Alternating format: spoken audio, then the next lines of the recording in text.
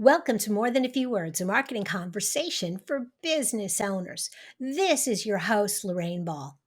And if you are a woman business owner or you are thinking about being a women business owner, the fact is there are obstacles for us that aren't as high, aren't as tall, and aren't as wide as they are for our male counterparts.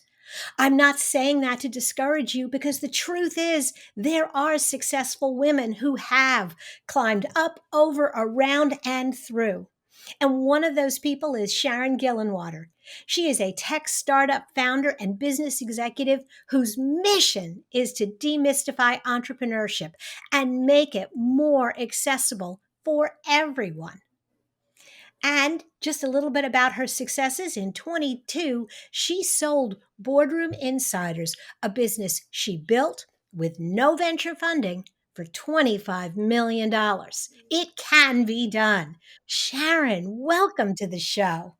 Thank you so much. It is so nice to have you here, and I am really excited about diving into this conversation. And I would like to start with, what do you think some of the obstacles are that women face that they need to find a creative strategy to overcome?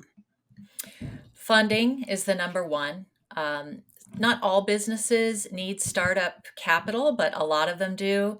Venture funding, only about 2% of venture funding goes to women founders. And then there's, the whole network. If you've not been immersed in this entrepreneurial network and have connections, you might have really a lot of difficulty getting access to angel funding or small business loans, or talent because you're not immersed in the network. So that's the main one. But then there are also, I think there's a lot of gatekeeping that's done just with jargon and language meant to exclude people or make them feel like they don't belong. I try to not use a lot of jargon because it makes entrepreneurship and mergers and acquisitions, when you're getting ready to sell, it makes it sound complicated, like it's something you can't do or that you need an MBA to do it. And you really don't. You just need access to other people who know how to do it and are willing to share that information in a simple, clear way that's easy to understand. I have seen a lot of women's networking groups springing up and angel groups specifically for women entrepreneurs. So I can see that there are those support networks out there, but I have this business idea. What should I do to get prepared to look for funding, whether it is from an angel network, whether it's from an investor or a bank? What are the things I really need to know? Well, the first thing you need to do is somehow write down very clearly what your idea is and start thinking about, what is the business model? What is the cost structure going to be and how is that going to work? Who's your intended audience and what is the size of that market, total addressable market? And you don't have to do this alone. I mean, you can access data online to build this business case. But what I always recommend is you talk to as many people as possible who you think might know something that can help you or can refer you to somebody else. That is one of the most powerful things I did for my business. And it's one of the most powerful things I'm doing right now for my reinvention of myself. You can't do this sitting in an office by yourself. You have to get out and start talking to industry people who might be experts in the industry you're trying to break into. And each person may not have the answer, but they will refer you to other people. So it's going to be a series of conversations that you have. And for me, that's always gotten me where I needed to go. I I totally agree with you. When I first thought about starting my business 20 years ago, I called the smartest people I knew. And it didn't even matter if they were in a similar industry. I was just, what do you think? Does this sound crazy? Look at it through your lens, as well as talking to people who were doing exactly what I thought maybe I wanted to do. Mhm. All right. So I'm talking to people. and I've got some good ideas. I've started to do my research, and I think I'm ready to take that next step. As you were making that leap, was there a mistake that you made that if you could go back, you would do it again? So maybe we can vicariously learn from you.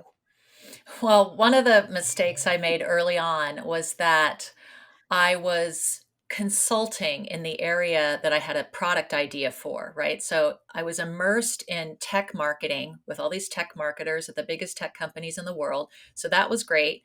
I had my idea. I started talking to them about it, and I started building pieces of the digital product. But I took the money from my consulting business and I paid for things in the development of my new business, and I didn't keep them separate. And it's a little thing, but it had ripples for 14 years. You know, when we got ready to sell, it was on our books. And I never even really fully put all the money that I spent on the books because I didn't adequately keep track of it. I'm not a very organized person. And it was a sign to me that I thought the business would probably never go anywhere. You know, if I was convinced from the start that this is going to be a viable product and I'm going to build it and sell it, I would have kept it separate. So that was a mindset issue for me, just an aside. But keep your records clean because you never know where you're going to go. You know, you could build it, you could take on partners, investors, and that lack of clean beginning is going to haunt you for a while. Absolutely. It's funny because when I sold my business, I had created a separate entity and I had pulled over my podcast and my online training because I didn't want to sell those. And so I think that's the other side of it is keeping the books clean and then also thinking about pieces maybe that need to be separate. Yeah. Starting a business on paper is pretty inexpensive. Yes. Yes, it is. And then there will come a time that you have to pull, one thing we did is we transitioned from a C corp to an S corp, for example. And it doesn't mean you made a mistake. It just means that your needs as a business owner or the needs of the business require that you tweak something a Mhm. little bit. Mhm. Absolutely. And I think those are some of the things that you can also learn as you talk to other business owners about business structure and not just listening to the very first person who says, oh, you need an LLC or whatever it is they tell you, but really looking at that wide range and getting all of that input. Um, Absolutely. as you as you were thinking about, well, as you were thinking about this business and you're starting to get it going, how and when did you decide it was time to pay yourself? Oh my gosh. Well, it it was time to pay myself ASAP, but that's not what happened. And that's why I kept consulting. I kept consulting for the first 6 years of my company. I mean, imagine that. And it was just a matter of how much revenue we had coming in the door. I took on a partner in 2010, and we didn't really start paying ourselves regularly until 2012. And it was just because we felt like we were on solid enough ground, we had enough revenue coming in. And at first, it's just, okay, we're going to pay ourselves whatever we can afford to pay ourselves. And then we put ourselves on kind of a regular cadence. And it started, like 2,000 a month for each of us, and then Mhm. 4,000 a month. And we just kept increasing it over time in a way that we could sustain those amounts. Did you find that once you committed to paying yourself, that you looked at your revenue and expenses? Did it change how you looked at your revenue and expenses when you knew you had that commitment to pay yourself? I don't think so. It seems like it would, but it didn't because we didn't make the commitment, you know, beyond a month to month decision for a very Okay. long time. Um, and when we eventually set it up, we did it, we were both paid a little bit differently because he was in South Carolina and I was in California. So the tax laws are different, right? So we waited a very long time and we didn't have any full time employees until 2016. So that that was when we really got serious about making things consistent. Wow. All right. We're almost at the end of our time. If there was one more tip that you would give business owners as they're starting up, what's that last tip that you want to leave them with? Um, when you hear from naysayers about your business, consider where that feedback is coming from, because I had a lot of naysayers in the beginning and it could have stopped me from doing anything. But guess what? I had some real fans, and those fans were my customers. So even though Mhm. funders, VCs were saying, this isn't going to work, even though industry people were saying, this isn't going to scale, the customers loved it. And so I shut out that feedback and just focused on the customers from day one. And that got me where I needed to go. Fantastic.